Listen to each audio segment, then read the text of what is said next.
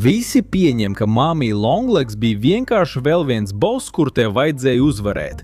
Vēl viens briesmīgs eksperiments Playtime Co. sarakstā. Bet ar viņu kaut kas īsti nesaskan.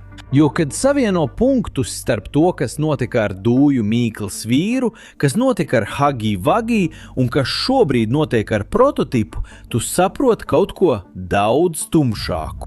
Tu nenugalināji Mummy Longlegs, tu izdarīji prototips. Un tas nebija tāpēc, ka viņa būtu vāja vai nederīga viņa armijai. Tas bija tāpēc, ka viņa bija vienīgais īstais drauds, kas prototipam vēl bija palicis. Ļaujiet man paskaidrot. Prototips eksperiments 1006 nav briesmonis, kas uzbrūk instinkta vadīts, tāpat kā Yarnabī vai Pianozaurijas. Prototips ir kāds, kurš izmanto stratēģiju. Un to mēs esam redzējuši atkal un atkal. Viņš necīnījās pret Doju Mīklas vīru tieši, bet izmantoja tevi. Viņš tevi manipulēja, lai tu ieietu, aktivizētu vārstus un iznīcinātu Safe Haven, un lai notiktu cīņa starp tevi un Doju. Tādējādi tu uzvarētu vienīgo eksperimentu, kas patiešām varēja viņam pretoties līdzvērtīgi. Dojs bija ārkārtīgi spēcīgs, tik spēcīgs, ka pat prototips nevēlējās viņu izaicināt bez jebkāda plāna. Bet ko prototips izdarīja, lai viņu uzvarētu? Neko. Viņš ļāva tev darīt netīro darbu, kamēr pats tikai vēroja. Un tas ir viņa uzvedības modelis.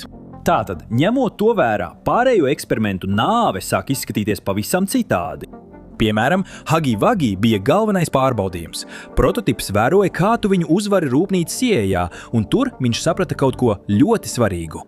Spēlētājs ir noderīgs daudzām lietām. Spēlētājs var iznīcināt eksperimentus, ar kuriem prototipam būtu grūti tikt galā.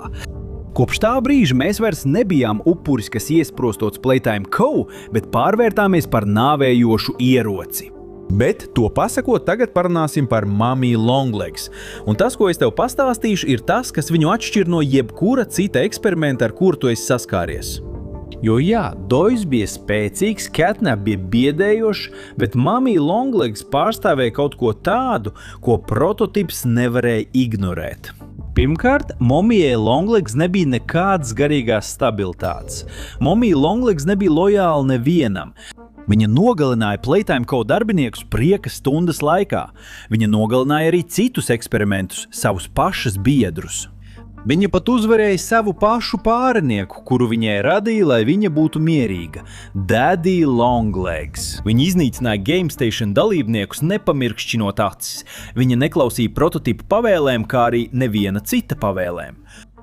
Viņa darbojās tikai haosā, un haosu ir ļoti grūti kontrolēt vai paredzēt. Prototips var manipulēt kādu, kurš baidās, vai manipulēt kādu, kurš vēlas varu. Bet tas nevar manipulēt ar kādu, kurš vienkārši izbauda nogalināšanu bez skaidra mērķa. Otrkārt, Mummy Longlegs bija imūna pret viņa galveno kontroles rīku.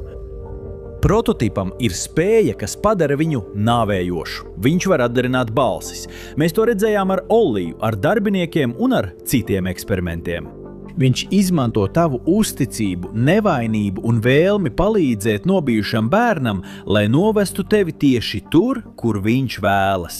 Bet ar Mummy Longlegs šī taktika bija bezjēdzīga.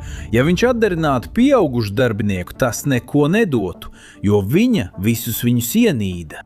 Viņa burtiski saplosīja viņus gabalos gadiem ilgi, tāpēc zinātnieka balss dzirdēšana viņu tikai vēl vairāk saniknotu. Tas viņu nenomierinātu. Vai varbūt atdarināt bāreni?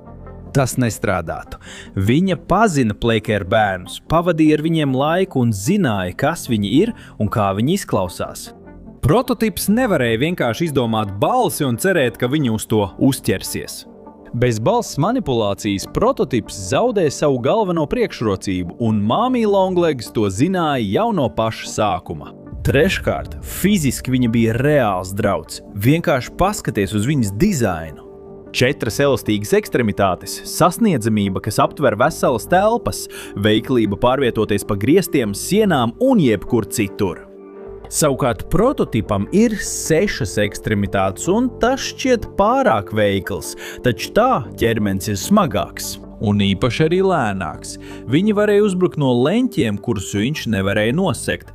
tiešā sadursmē nevienam nebija garantēta uzvara, un, kā jau zinām, prototips neriskē.